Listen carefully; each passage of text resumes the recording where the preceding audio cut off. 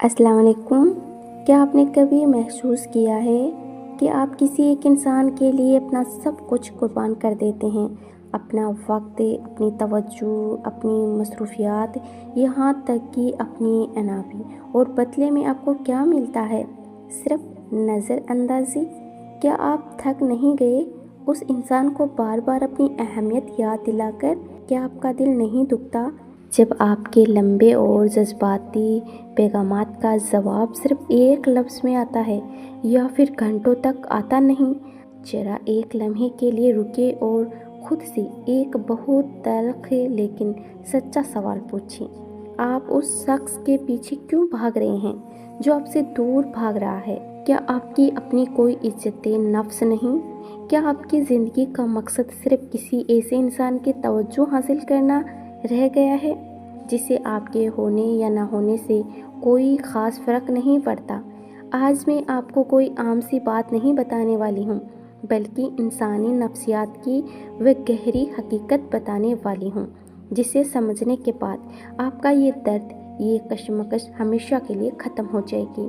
جب کوئی آپ کی قدر کرنا چھوڑ دے، جب آپ کو یہ محسوس ہونے لگے کہ آپ کی جگہ اس کی زندگی میں اب وہ نہیں رہی جو پہلے تھی، تو آپ نے اس کے سامنے گڑ گڑانا نہیں ہے، آپ نے اس سے منانا نہیں ہے، آپ نے اس سے احساس دلانے کی وہ بھیک نہیں مانگنی جو آپ اب تک مانگتے آئے ہیں، بلکہ آپ نے ایک بہت ہی سادہ لیکن انتہائی طاقتور نفسیاتی طریقہ آزمانا ہے، اور وہ طریقہ ہے اپنی دستیابی کو ختم کر دینا اور مکمل خاموشی اختیار کر لینا۔ انسان کی نفسیات کو سمجھیں۔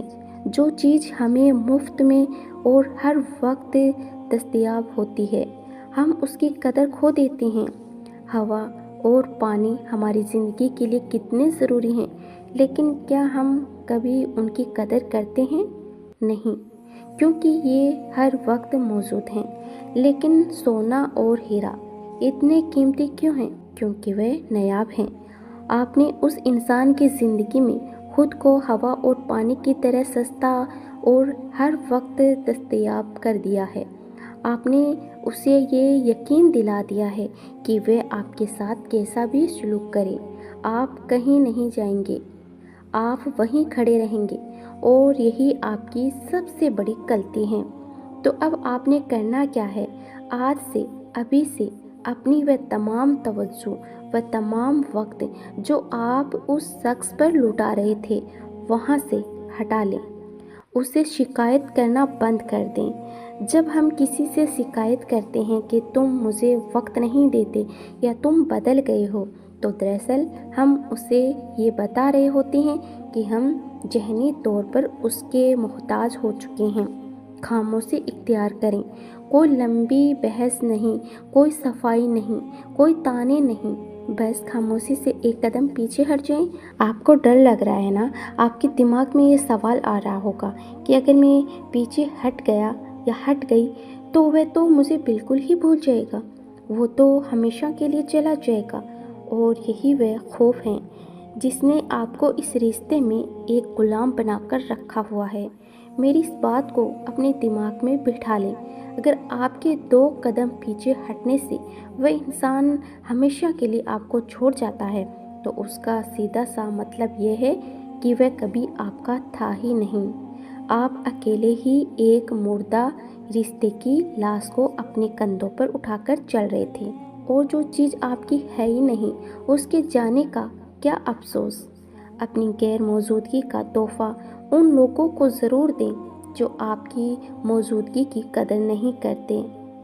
جب آپ اچانک اپنی توجہ ہٹا لیتے ہیں، جب آپ ان کے پیغامات کا فوراً جواب دینا چھوڑ دیتے ہیں، جب آپ ان کی زندگی میں مداخلت کرنا بند کر دیتے ہیں، تو انسانی نفسیات کے تحت ان کے دماغ میں ایک خلبلی مستی ہے۔